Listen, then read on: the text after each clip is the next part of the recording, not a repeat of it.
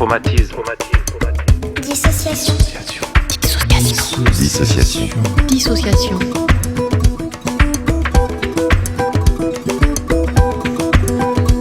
L'Association francophone du trauma et de la dissociation présente Dissociation au pluriel. Un podcast produit par l'AFTD qui vous fait découvrir le traumatisme et la dissociation sous de multiples facettes. Qu'est-ce qu'un traumatisme ? Qui est traumatisé ? Comment peut-on aider ceux qui le sont ? Et surtout, qu'est-ce qu'il y a derrière le terme de dissociation au pluriel ?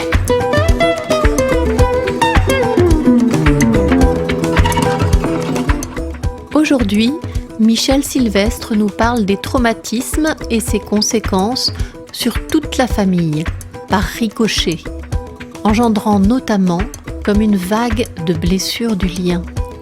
Michel Sylvestre, vous êtes psychologue clinicien depuis 1978, docteur en psychologie, thérapeute familial et praticien EMDR, installé en libéral sur Aix-en-Provence. Vous êtes aussi superviseur et formateur EMDR Europe pour les enfants et les adolescents et vous êtes un des membres fondateurs et ancien président de l'association EMDR France. De plus, vous êtes diplômé du Mental Research Institute de Palo Alto, en Californie, et superviseur dans le centre Pierre Janet de l'Université de Metz. Vous avez écrit de nombreux livres et articles et êtes, entre autres, le lauréat du prix AFTD 2021 pour votre article « Thérapie familiale, systémique et thérapie EMDR, une approche intégrative » coécrit avec Camille Tarquinio. Vous travaillez depuis toujours avec des familles et des enfants et vous êtes en même temps totalement centré sur le psychotraumatisme. S'il en était un qui devait nous raconter les conséquences d'un trauma sur toute une famille, c'était bien vous. Bienvenue Michel Sylvestre et merci d'être là. Voilà, écoutez, merci pour votre introduction Sophie. L'idée, oui, dans ma carrière, j'ai dirigé un centre de traitement aux États-Unis sur les violences domestiques et sur les gens qui avaient des problèmes de dépendance alcoolique et toxicomaniaque. Et puis quand je suis arrivé en France dans les années 90, je suis rentré pour prendre la direction du premier centre ouvert en France du traitement des auteurs de violences domestiques sur Marseille. Et pourquoi je vous parle de ça ? Parce que je me suis trouvé confronté avec des situations traumatiques sans avoir eu de formation spécifique à la gestion des traumatismes. C'est-à-dire que j'ai fait mes études de psychologie au siècle dernier, je dis souvent avec humour, et on nous parlait pratiquement pas de traumatisme. On nous parlait uniquement de ce qu'on appelait les névroses traumatiques de guerre, c'est-à-dire des situations pour les anciens militaires ou les policiers. Donc, quand je me suis trouvé responsable de ce centre, on a essayé de comprendre comment aider les auteurs, comment aider les femmes victimes de violences domestiques, donc les partenaires de ces auteurs, et puis comment aider les familles. Ce qui me surprend toujours quand j'y pense maintenant, c'est que on essayait d'utiliser, on a beaucoup utilisé la thérapie de groupe pour les auteurs, et puis de la thérapie familiale pour les familles, ou les thérapies de couple. Par contre, c'est bizarre ça, on n'avait pas de compréhension de l'impact des traumas sur les enfants. On n'arrivait pas non plus à comprendre les rechutes que ces auteurs de violences avaient. Et c'est comme ça que je me suis embarqué dans le développement de l'EMDR en France, où on a organisé la première formation en 1994 sur Aix-en-Provence. Et là, ce qui m'a surpris, c'est que je me suis dit que là, il y a peut-être quelque chose qu'il faut creuser, qu'il faut réfléchir, parce que ça nous permettait de commencer à comprendre les blessures individuelles associées avec un trauma et la façon dont le trauma vient marquer le fonctionnement de la personne et l'impact de ce trauma sur les pensées, sur les émotions et les sensations. Donc, de fil en aiguille, j'ai continué à m'intéresser à la fois au traitement des violences, au traitement des auteurs, des enfants victimes, etc. Et puis après, quand j'ai quitté la direction de ce centre, qui était sur Marseille, je me suis installé en libéral et mon cabinet est orienté essentiellement sur les familles, les couples, les enfants. Et il est évident que tout le travail sur la psychotraumatologie, toute la réflexion, vient vraiment colorier ma pratique. C'est-à-dire que je vais regarder maintenant systématiquement, quand j'ai une nouvelle consultation, est-ce que les symptômes que l'enfant présente ou que l'adulte présente sont pas la manifestation de blessures traumatiques qui sont non résolues. C'est-à-dire, la blessure traumatique numéro 1 dans notre contexte culturel, c'est les blessures associées avec les violences domestiques. C'est-à-dire que, vous voyez, cette expérience m'a rendu curieux et attentif aux violences domestiques. Les chiffres européens sont dramatiques. C'est une épidémie, comme le dit Bessel van der Kolk, un collègue nord-américain, c'est vraiment le problème numéro 1 de santé publique, c'est-à-dire les violences donc conjugales, monsieur sur madame, pour à peu près 80%, madame sur monsieur, les violences des parents sur les enfants, les violences sexuelles intrafamiliales, etc.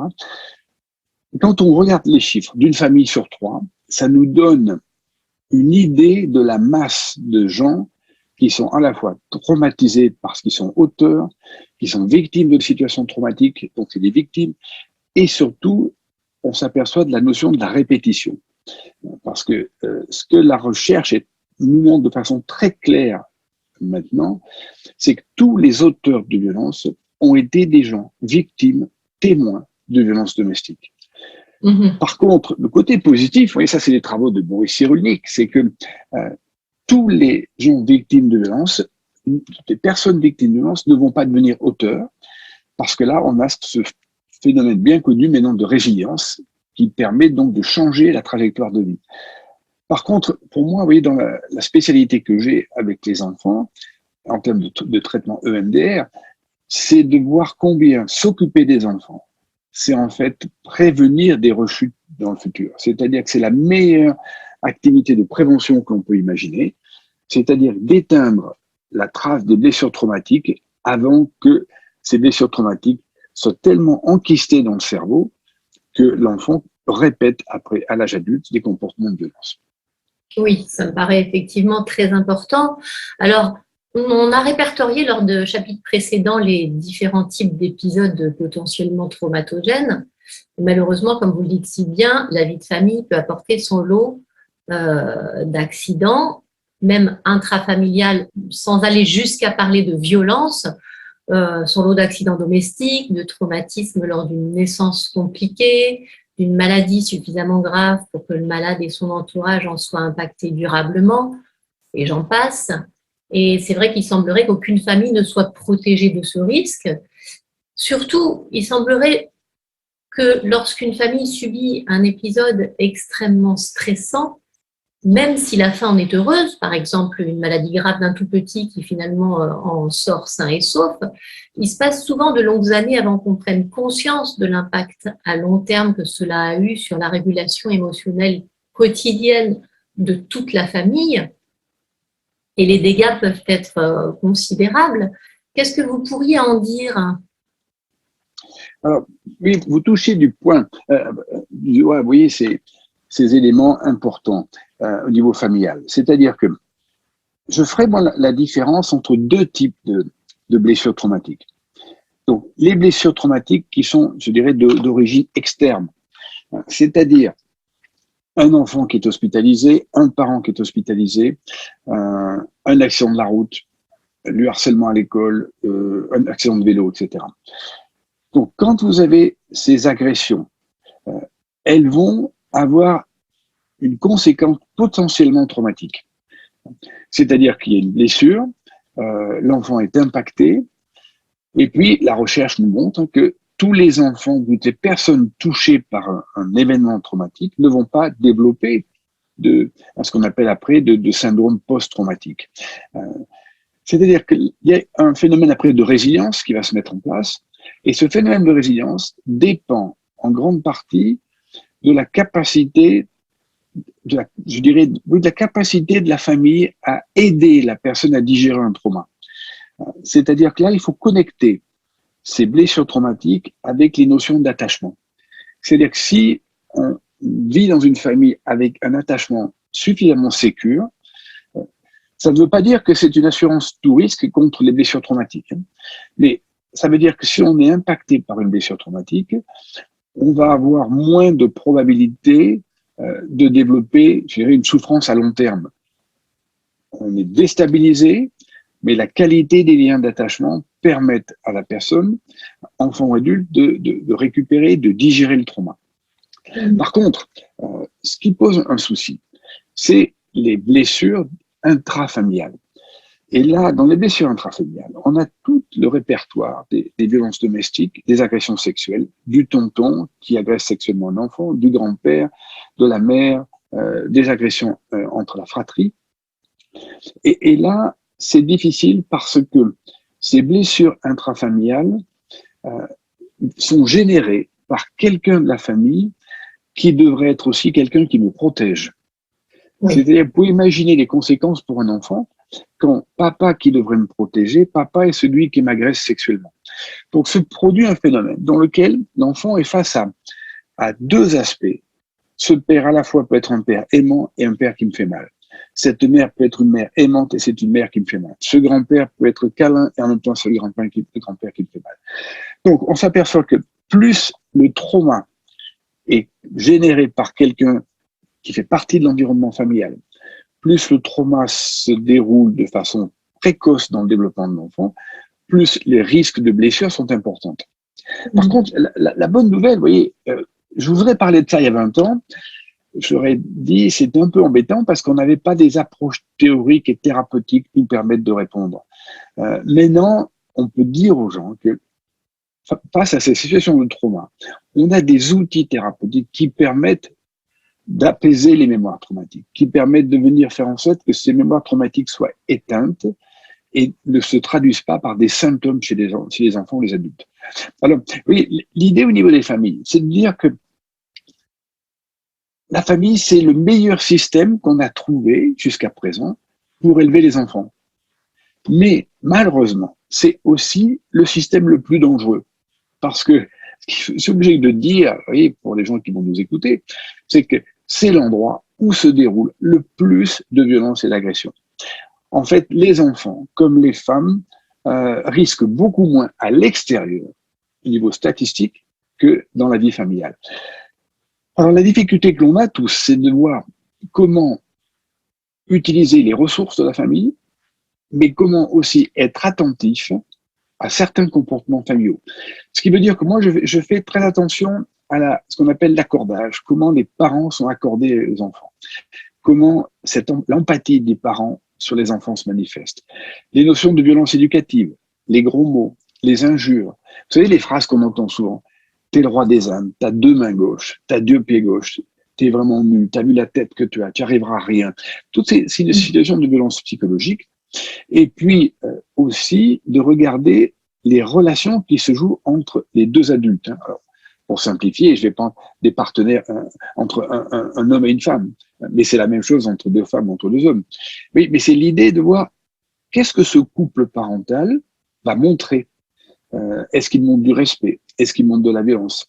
Et ces blessures traumatiques régulières, quotidiennes, petit à petit, je dirais, infusent dans le cerveau de l'enfant et se traduisent par après des troubles de la confiance, des troubles d'apprentissage, des pensées irrationnelles du style « je suis nul, je vaux rien », et aussi ce qu'on appelle des jeux traumatiques répétitifs dans lesquels les enfants vont, par leurs activités quotidiennes, mettre en forme ce qu'ils vivent à la maison, mais qu'ils n'arrivent pas à dire. Oui, c'est le cas qui ont des enfants qui ont des accidents, qui se font mal, qui jouent avec les cordes, qui jouent avec les couteaux, qui vont arriver dans un bureau, dans un cabinet et qui vont détruire ou qui vont tout de suite arracher la tête des poupées ou donner des fessées à la poupée parce que la poupée est pas gentille. Et là, ce qu'il faut bien comprendre, c'est que les enfants nous montrent avant de nous dire ce qu'ils ont en tête et qu'ils n'arrivent pas à digérer. Donc, moi, j'ai toujours voyez, dans ma carrière, j'ai toujours trouvé très, très intéressant et stimulant de rencontrer l'ensemble d'un système familial, parce que ça permet rapidement de comprendre, en regardant comment il fonctionne, de comprendre qui a été impacté, qui souffre le plus, est-ce qu'il y a des ressources, quelles sont les modalités d'attachement. Et puis, je terminerai ma réponse avec une recherche que Cyrulnik et Delage ont fait, Boris Cyrulnik et Michel Delage, qui sont des psychiatres, ont fait il y a une dizaine d'années, et qui a été publié dans un bouquin qui s'appelle Famille et résilience, dans lequel j'ai moi-même publié un chapitre dans ce livre, qui montre, et ça m'a beaucoup étonné, ça, cette recherche, on a pu observer que, en gros, dans les 3 ans qui suivent, dans une famille, dans les 3 ans qui suivent le décès d'un enfant, 70% des parents se séparent. Et ça, pour nous, ça a été, pour moi, ça a été un épisode crucial dans ma carrière, parce que je me suis dit, on se trouve face à 2 traumatismes. On a la maladie d'un enfant, donc ça peut être un cancer, ça peut être un accident de la route, et ça peut toucher toutes les familles. Donc ça fait trauma pour évidemment l'enfant, et ça fait trauma pour les parents, la blessure, donc on appelle ça une blessure individuelle. Et puisqu'on était assez aveugle, je pense, et pas assez attentif à ça auparavant, on s'aperçoit que ce trauma se traduit aussi par ce qu'on appelle une blessure du lien. C'est-à-dire que les liens sont abîmés, les liens sont cassés, les liens sont fragmentés. La conséquence de ça, c'est que si on ne prend pas en compte non seulement la blessure individuelle, mais la blessure du lien, on a un deuxième trauma qui se greffe, c'est l'explosion de la famille. Donc, si vous voulez, pour moi, je suis très prudent avec les familles que je vois, parce que je sais que si on ne prend pas en compte la blessure relationnelle, la blessure du lien, il se peut très bien que cette famille se termine par de nouveau une autre blessure, une autre violence, comme par exemple la rupture du lien. Et ça, pour les enfants, c'est dramatique parce qu'ils se trouvent confrontés avec deux blessures. De l'intérêt d'y prêter attention, effectivement. Oui. Alors, vous parlez d'accordage. On peut entendre accordage aux signes que l'enfant envoie et aussi l'accordage au récit, parce que on parle de contamination de traumatisme par le récit d'une personne traumatisée à une autre, d'un côté, puis de l'autre, on invite les enfants qui ont subi une agression à parler, à raconter à leurs proches, et ça me paraît très important, hein, bien sûr qu'il n'est pas conseillé de ne rien dire quand on a subi quelque chose de grave, mais qu'est-ce qui va se passer au sein d'une famille lorsqu'une des personnes a subi un épisode très douloureux, en sort traumatisée, et que le reste de la famille en est le témoin? Comment ça se passe, justement? Votre question est essentielle, là, parce que elle porte justement sur, d'une certaine façon, l'obligation thérapeutique d'avoir un récit, parce qu'un récit qu'on va appeler congruent et cohérent, c'est-à-dire dans lequel le récit permet de mettre en lien les pensées, les émotions et les sensations. On va souvent parler avec les familles de la place des parents comme étant une prothèse corticale. C'est-à-dire que les parents, on utilise en fait de façon imagée la partie préfrontale du cerveau des parents pour raconter quelque chose, pour que ça se connecte avec ce que les enfants ressentent en termes d'émotions et de sensations. La construction de ce récit congruent, et là les attachmentistes le disent souvent, permet justement de faciliter la régulation des émotions. Alors, ça c'est le point, ça c'est un premier point. Le deuxième point par contre qu'il faut regarder, c'est que comment se met en place ce récit. Et là, il faut toucher tout de suite, là, je dirais, le niveau d'accordage et d'empathie des parents. Comment on met en mots quelque chose que l'enfant doit pouvoir comprendre en fonction du niveau de développement de l'enfant. C'est-à-dire que l'idée, c'est d'amener de l'information sans charger l'enfant à outrance. C'est le récit, par exemple, vous voyez que maman a été violée un soir en sortant d'une réunion professionnelle. Elle est hospitalisée, elle rentre à la maison. Les enfants sentent que c'est passé quelque chose de bizarre. Et suivant l'âge des enfants, il faut que papa et maman disent, ben voilà, maman, elle est fatiguée, elle est triste parce que un méchant monsieur lui a fait mal. On n'est pas obligé de rentrer dans les détails. Par contre, si la maman, elle est maman d'une adolescente de 15-16 ans, et si l'ado lui dit, mais maman, qu'est-ce qui s'est passé là? Est-ce que tu as été violée? Et là, ce qu'on conseille aux parents, c'est d'être honnête, c'est-à-dire qu'on ne peut pas mentir à une ado de 15-16 ans. Donc, l'ado peut très bien comprendre, entendre que oui, c'est une agression sexuelle et que c'était pour ça que j'étais à l'hôpital, etc., etc. L'autre point qu'il faut regarder et qui m'a beaucoup plu et intéressé dans le travail EMDR avec les enfants, c'est que l'enfant n'est pas obligé de raconter en détail ce qu'il a vécu. C'est-à-dire que l'enfant peut faire un dessin où l'enfant peut dire, mais quand je pense à ce qui est arrivé, ce que le méchant monsieur a fait, ça fait venir des mauvaises images dans ma tête. Et l'enfant a les mauvaises images et il n'est pas nécessaire de lui demander de raconter les mauvaises images. Simplement de lui demander, quand tu as cette mauvaise image dans ta tête, ça fait venir quoi comme émotion et qu'est-ce que tu ressens dans ton corps. Et puis là, après, on peut activer ce qu'on appelle les mouvements de stimulation bilatéraux pour les praticiens EMDR, pour venir aider le cerveau de l'enfant à digérer. Donc oui, l'idée, c'est faire un récit, c'est essentiel. Parce que c'est dans les trous des histoires narratives que viennent se nicher les événements traumatiques. Donc il faut faire un récit cohérent. Ce récit doit tenir compte de la capacité de l'enfant à comprendre ce qui se passe, donc du niveau de développement de l'enfant. Et de bien garder en tête que pour nous en tant que thérapeute, on n'est pas obligé de demander aux enfants pour la énième fois, raconte-moi ce qui s'est passé. Parce que, vous voyez, ce qui est important là, c'est de voir que quand l'enfant va raconter, c'est comme si on le retraumatisait. Oui. Donc, que le parent raconte, et puis on demande à l'enfant, quand papa et maman disent ça, qu'est-ce que ça te fait? Est-ce que tu as des questions à poser? On garde une interaction qui permet à l'enfant de digérer. Mais de demander à l'enfant lui-même de raconter tout seul pour la énième fois, c'est pas quelque chose c'est quelque chose qu'on faisait il y a 10 ou 15 ans en arrière. C'est moins quelque chose que je pratique maintenant, parce que je trouve que c'est pas nécessaire et j'ai eu beaucoup de situations d'enfants qui ont subi des grosses violences dans lesquelles je leur disais, quand tu repenses à pourquoi on est ici aujourd'hui, est-ce que papa et maman disaient qu'il y a quelqu'un qui t'a fait mal, qu'est-ce qui vient dans ta tête? Il vient une image. Et tu n'es pas obligé de me la raconter. Donc on me disait, voilà, il y a la mauvaise image. Et puis je travaille avec l'enfant jusqu'à ce que les mauvaises images s'en vont et sont remplacées par des bonnes images. Donc le récit est absolument nécessaire et le récit est, je dirais, un récit congruent est la marque d'une bonne qualité d'accordage des parents. C'est-à-dire que c'est important, c'est plutôt, il faut aider les parents à ne pas avoir des trous dans leur récit.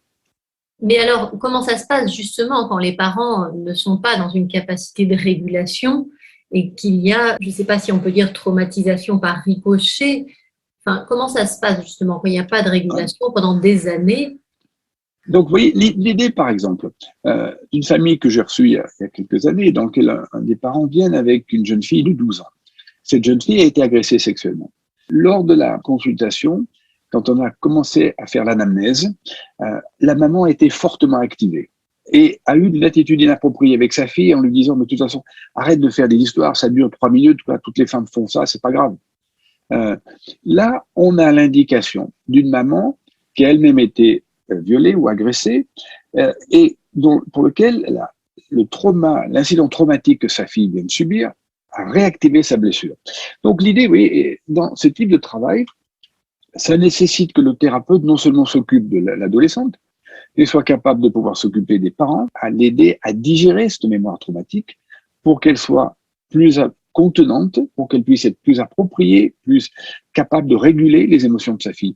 Alors, la question que vous amenez là permet de parler de ce qu'on appelle dans notre jargon une perspective intégrative.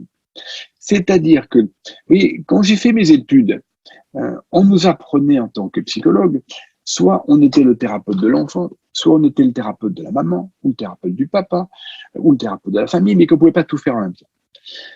Ce qu'on s'aperçoit justement avec le travail sur la psychotraumatologie, c'est qu'on a un système familial qui est blessé, on a des membres qui sont blessés. Et c'est intéressant, dans la mesure du possible, qu'on évite de trop changer de thérapeute, qu'on évite de trop mettre de thérapeute, parce que là, quand on fait ça, on n'active pas le caractéristique de résilience relationnelle de la famille. Oui, dans le cas que vous décrivez, ça me paraît très pertinent que le même thérapeute voit l'enfant, voit les parents, voit la famille, parce que c'est un système que j'appelle gagnant-gagnant en termes de résilience. Les parents vous ont parlé, donc ils ont confiance en vous pour s'occuper de l'ado. L'ado sait que vous allez voir papa et maman. Donc, pour elle, c'est apaisant de voir que vous allez aussi soigner les parents. Et vous avez cette vision globale du groupe familial. Ce qui nous a permis de comprendre ça, c'est cette notion de vague traumatique. C'est-à-dire dans lequel, quand un enfant est touché, il prend la vague dans la figure. Mais cette vague, elle ne s'arrête pas à l'enfant. Elle va toucher d'autres membres de la famille. Et de la même façon qu'une vague en mer, elle va pas toucher tous les membres de la famille au même moment. Un enfant est touché, et puis dans le cas, la maman était touchée, et puis après c'est le papa qui est touché. Donc l'idée, c'est d'avoir en tête que à un moment donné, cette vague va toucher tous les membres de la famille. Et s'il y a des fratries, s'il y a d'autres enfants, c'est aussi de voir et de penser en termes de quel va être l'impact de cette vague sur les autres enfants. Donc, en fait, vous voyez, ce qu'on essaie de faire là, au moins ce que j'enseigne, c'est d'avoir une vision en arborescence, une vision qui est la plus large possible, pour éviter de faire ce qu'on appelle vulgairement un travail en tranche de gâteau, ou en tranche de cake. C'est-à-dire une personne après l'autre. Quand vous parlez de vagues traumatiques et de maman qui va être touchée et puis papa qui va être touché et les enfants de la fratrie qui vont être touchés les uns après les autres, est-ce que vous pourriez donner un exemple concrètement? Voyez, par exemple, je parle toujours du même exemple que j'ai vécu il y a maintenant 25 ans par là. Donc j'étais beaucoup moins à l'aise avec ce type de travail que maintenant. Mais c'est un exemple qui m'a servi de modèle pour apprendre et pour conceptualiser. C'est une histoire d'une famille avec 3 petites filles. La maman m'appelle au téléphone parce que la fille de 4 ans a été violée pendant 4 mois par le voisin de la famille, qui était en fait le babysitter. Et la maman me dit au téléphone, OK, je veux bien venir avec mon mari et notre petite fille, mais on n'a rien dit aux grandes sœurs qui avaient à cette époque-là 8 et 6 ans, quelque chose comme ça. Et moi, je lui ai dit, non, écoutez, elles ont dû se rendre compte que quelque chose s'était passé. Donc, c'est important que je vois tout le monde au départ pour faire un peu l'évaluation de quel a été l'impact de la blessure, de cette agression sur la famille. Donc, je vois la maman, le papa et les 3 filles. Donc, de façon très traditionnelle, la première étape, c'est la construction de ce récit, justement. Qu'est-ce que les gens savent de ce qui s'est passé? Alors, la maman me disait au téléphone, je veux surtout pas qu'on parle de ce qui s'est passé aux filles. Je leur ai dit, écoutez, ce qu'on va dire, c'est que le méchant monsieur a fait des choses qu'il n'aurait pas dû faire. Il a fait mal à votre petite fille. Si ça suffit pour les autres enfants, on n'a pas besoin d'aller plus loin, de raconter plus. Si par contre, votre fille dit, mais la maman, il a fait mal où? Comment il a fait mal à notre sœur? Je dis à la maman et au papa, là, vous ne pouvez pas mentir. C'est important de dire ce que c'est. Donc, je les ai d'abord fait travailler en faisant un grand dessin. J'ai mis des grandes feuilles de papier par terre et je demandais à toute la famille de dessiner ensemble sur la famille avant, comment ça se passait avant le problème, avant l'agression, le méchant monsieur, est-ce que ça a fait à la petite fille, et la famille après, ce qui a changé, et puis la famille dans le futur. Alors ça, c'est un travail, ce qu'on appelle de résilience familiale. C'est-à-dire qu'on fait travailler toute la famille ensemble pour développer déjà cette résilience et pour commencer à digérer une partie des problèmes de par l'activation justement de la résilience et surtout la réduction de la charge émotionnelle par le lien. Suite à ça, j'ai commencé à faire un travail plus classique. Donc ça, c'est un travail sur le lien. Et on se disait, oui, d'accord, ça c'est bien, mais la petite fille, elle avait des cauchemars. Elle avait peur que le méchant monsieur quitte la prison, sorte de la prison. Et pour moi, c'était intéressant parce que, vous voyez, on commençait à se dire, alors il y a longtemps de ça, on était en train de le conceptualiser en même temps qu'on le pensait et qu'on le faisait. Donc, on apaise les liens. Donc, ça va un peu mieux. Mais là, il y a la manifestation de la blessure individuelle. C'est-à-dire les cauchemars, les images qui reviennent, les peurs, le pipi au lit, etc. Donc là, on s'est dit, bon, il faut apaiser la mémoire traumatique sur cette petite fille, mais une petite fille de 4 ans. Donc, comment on fait? Donc, on a décidé de travailler avec la petite fille, avec maman et papa, et les sœurs qui sont à côté, toute la famille. Donc, on a apaisé la petite fille, elle a commencé à mieux dormir par un protocole EMDR enfant. Et puis, au bout de, je crois que c'était 3-4 mois, à peu près, oui, dans les noms, c'était 8 séances, donc ça faisait, oui, c'est ça, 4 mois. La fille aînée a commencé à aller mal. Elle a commencé à se dire, oula, je me rappelle maintenant ce qui s'est passé, elle commence à avoir des cauchemars. Donc, on a apaisé la fille. Et puis après, ça a été la cadette. Donc, vous voulez dire que les symptômes des autres membres de la famille apparaissent plus tard. Exactement. C'est comme s'ils étaient dormants. C'est-à-dire que là, il y a un impact du trauma et tout le monde ne va pas forcément être traumatisé en même temps. Et les enfants vont manifester les symptômes au fur et à mesure, à leur rythme qui leur est propre.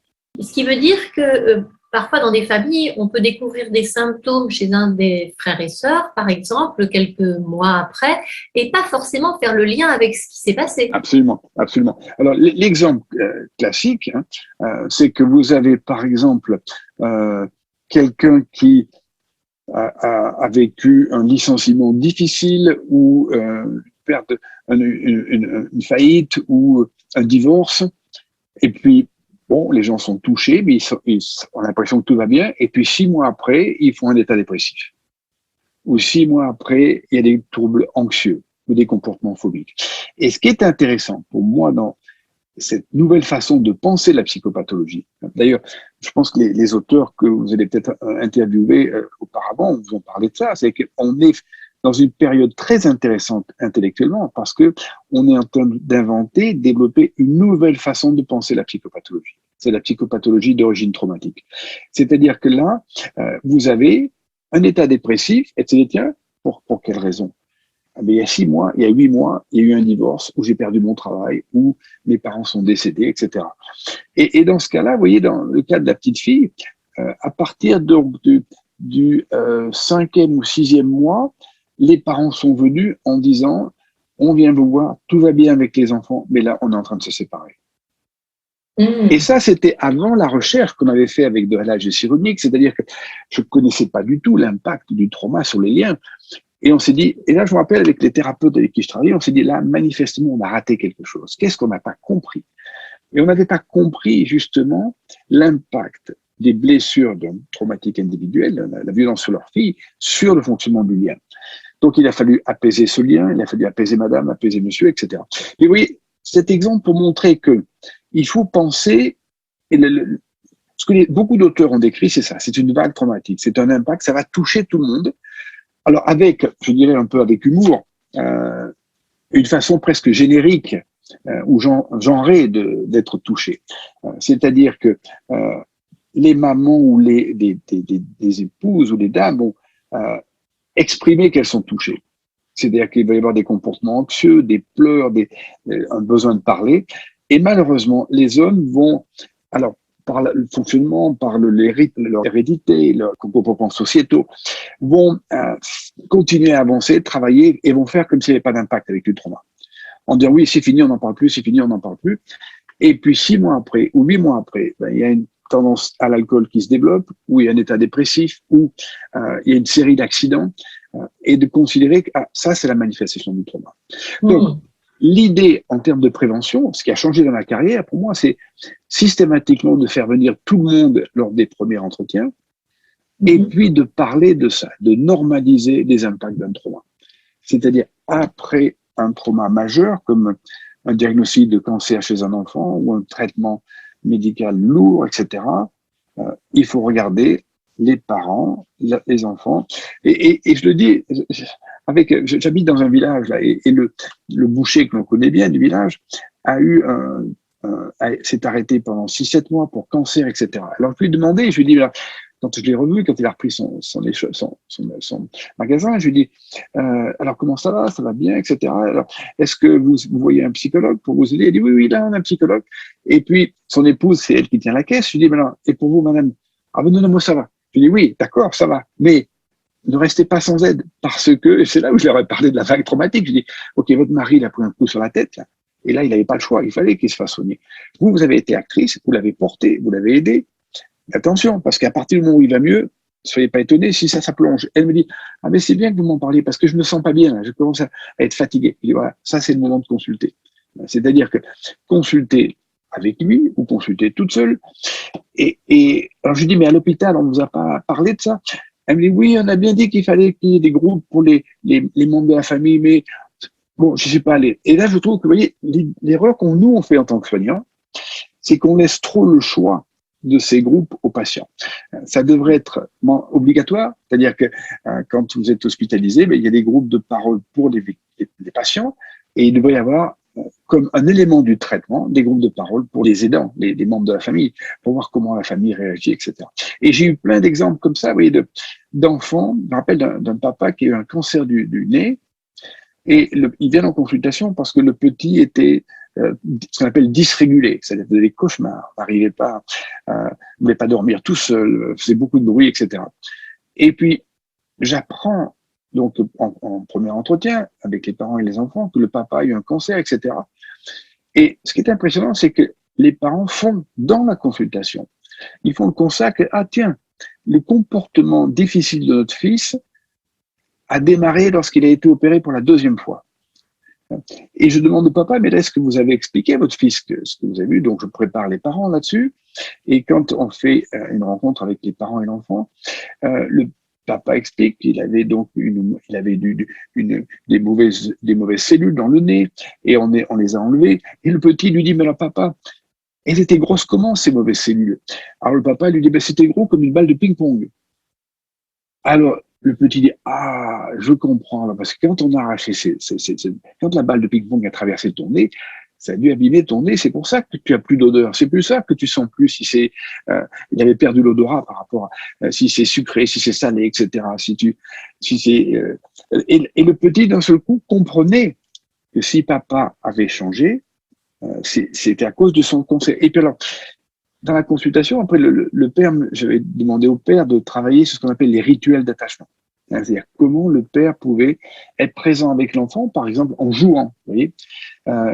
Et dans la consultation, je me rappelle ce petit, il me dit, il joue, il dit, alors papa il est guéri maintenant parce que papa il joue.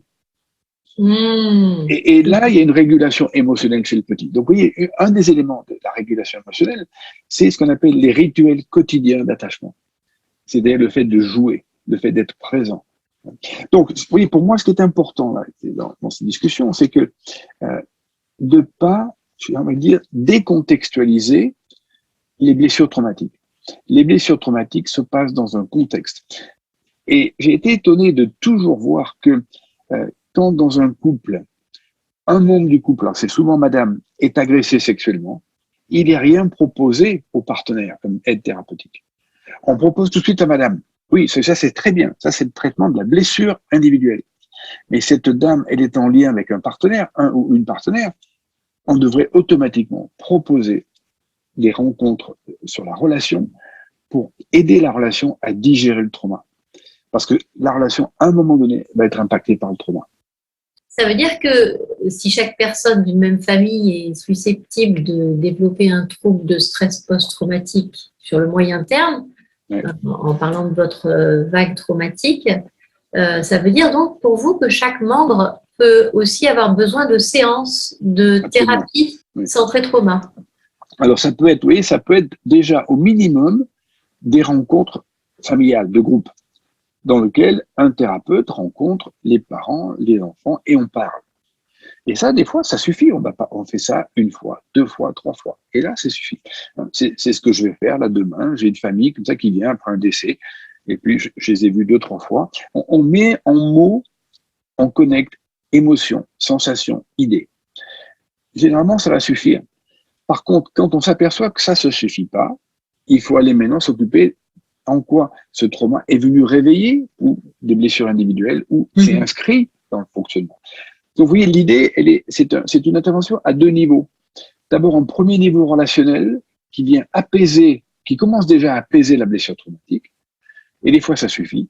Et si ça suffit pas, on passe à un niveau individuel. Et là, bon, mais c'est des approches individuelles thérapeutiques telles que les gens commencent à connaître maintenant, c'est-à-dire le MDR ou les TCC, ou voir l'hypnose, etc. Mais ce sont des approches spécifiques du traitement du trauma. C'est-à-dire, l'idée qu'il faut bien voir maintenant, c'est que les thérapies n'ont pas toutes le même résultat avec le trauma. Bien sûr. J'entends que le fait de voir les parents jouer avec les enfants au quotidien est un signe de résilience ou de bonne santé psychique, de fluidité émotionnelle, d'accordage, je ne sais pas comment vous diriez les choses. Et puis que À contrario, quand ça ne se passe pas, ça peut être un indice qu'il y a quelque chose qui n'a pas été digéré. Et vous parlez de travail sur le lien. Ce travail sur le lien, concrètement, vous l'expliquez comment? C'est-à-dire que oui, quand on va regarder une famille qui vient une première fois pour des symptômes chez un enfant. Alors, symptômes très, très classiques, hein, colère, dysrégulation émotionnelle, troubles du comportement, difficultés d'apprentissage, problèmes scolaires, etc. L'idée, c'est de regarder comment cette famille fonctionne. Qui parle? Qui s'occupe de qui? Est-ce que la maman parle avec la seule qui parle? Est-ce que le papa est présent? Est-ce que le papa est plutôt évident ou pas? Est-ce que la maman est anxieuse? Est-ce que les enfants dans la consultation se taisent ou s'expriment, etc. Et puis, après, ce qui est important, c'est de poser des questions sur comment ça fonctionne à la maison. Et ces fameux rituels d'attachement quotidiens sont ça. C'est-à-dire, qui se lève le matin pour s'occuper des petits, qui est là pour le petit déjeuner, qui les habille, qui les emmène à l'école, comment ils reviennent le soir, qui est présent le soir, qui s'occupe des travaux scolaires, qui s'occupe du bain, qui s'occupe du goûter, qui s'occupe de lire un livre, etc. Et on s'aperçoit que, oui, cette notion d'être présent, alors, suivant l'âge des enfants, évidemment, hein, mais d'être présent, d'être là pour discuter avec l'enfant et pour les tout petits, d'être les tout petits jusqu'à 7-8 ans, de jouer, de pouvoir aller marcher dehors, aller faire du vélo, faire du patin à roulettes, etc.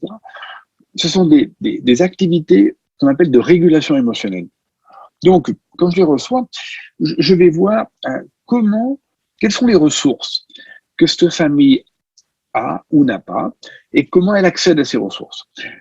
Une façon de repérer tout de suite, c'est de poser des questions sur ce qu'on appelle les rituels quotidiens d'attachement.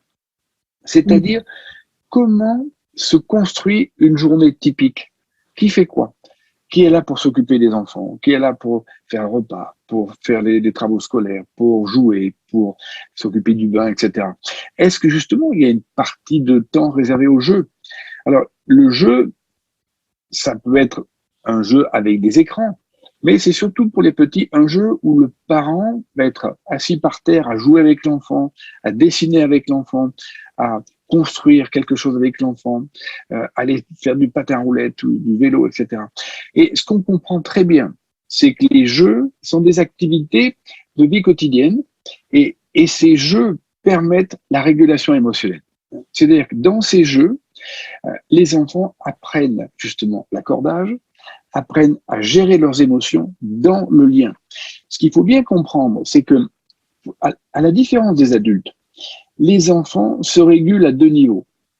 Ils se régulent à la fois au niveau individuel et au niveau relationnel. C'est-à-dire que la régulation individuelle, c'est ce qu'on va faire quand on va par exemple faire de l'EMDR avec un enfant.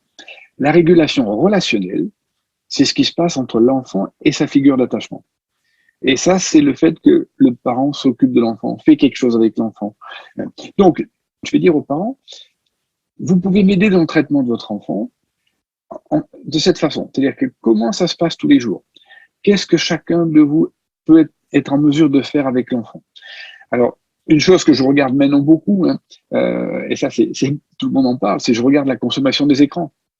Je vais regarder, est-ce que les parents peuvent, par exemple, manger le soir sans la télévision?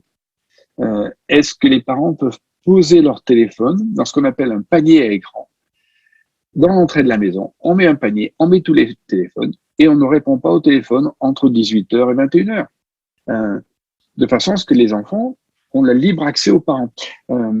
Ce que je trouve qui est dramatique maintenant, vous voyez, des fois, j'étais à Paris la semaine dernière et en descendant de Paris, j'ai vu un carré à côté de moi dans le TGV. 2 parents, 2 enfants, 4 téléphones et pendant tout le voyage, donc Paris, Aix-en-Provence, tout le monde est sur ses écrans. Et je me dis, alors, ils se régulent individuellement, c'est sûr, mais où est le jeu là? Où est la régulation relationnelle par le jeu? Donc, l'idée, c'est d'aider les parents à réaliser qu'en faisant ça, dans le lien, dans ce lien familial, le cerveau de l'enfant se régule. Les parents, c'est comme ça que les parents sont des prothèses corticales. Alors, ça sous-entend cette idée que les parents sont suffisamment apaisés.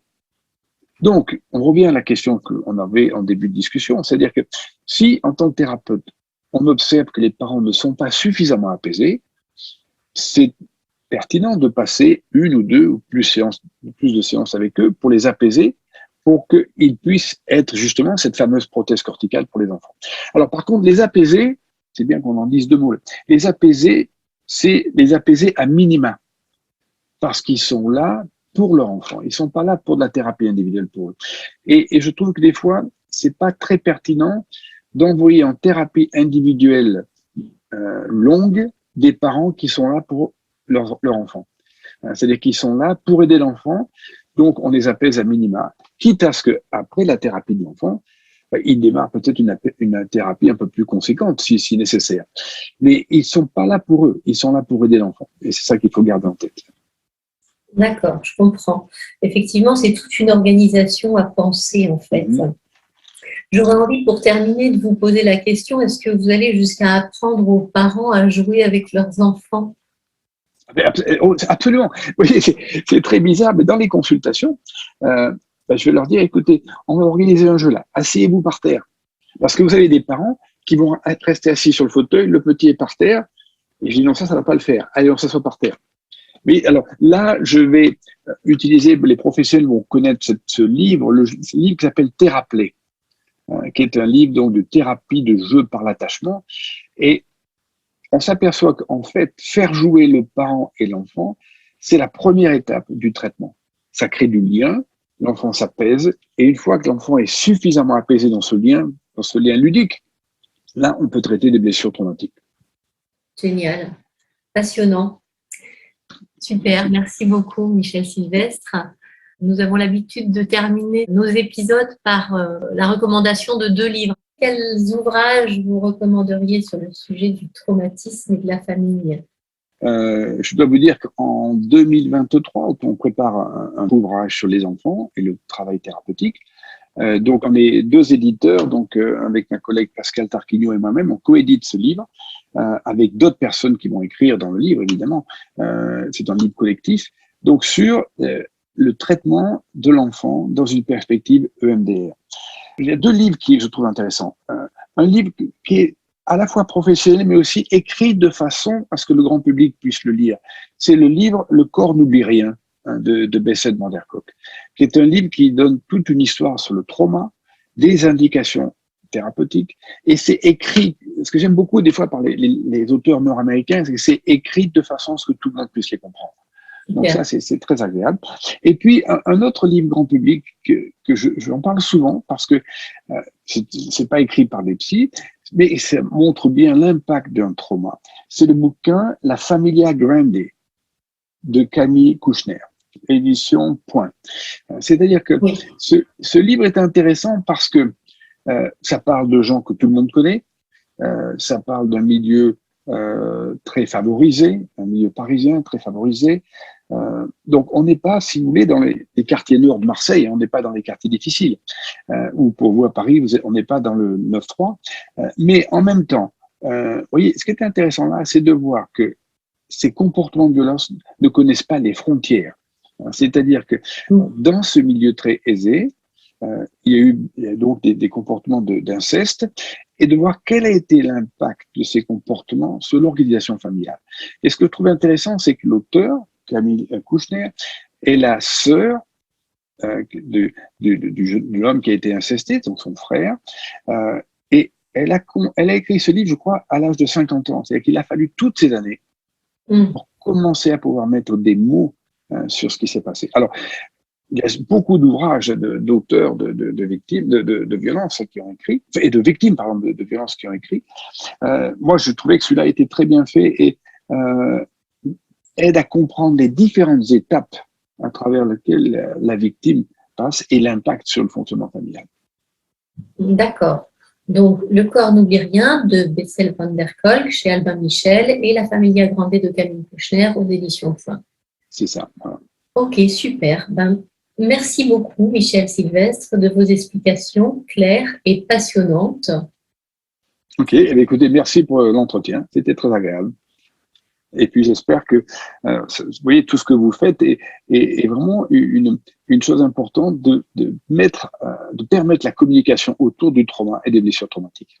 Merci beaucoup et au revoir. Prenez soin de vous et à bientôt. Merci, au revoir. Le podcast Dissociation Au pluriel.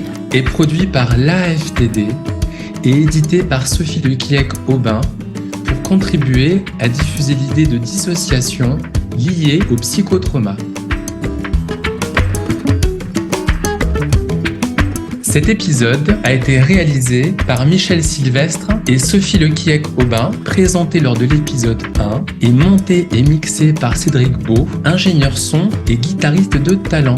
Le graphisme a été réalisé par Justine Rubino-Ligny.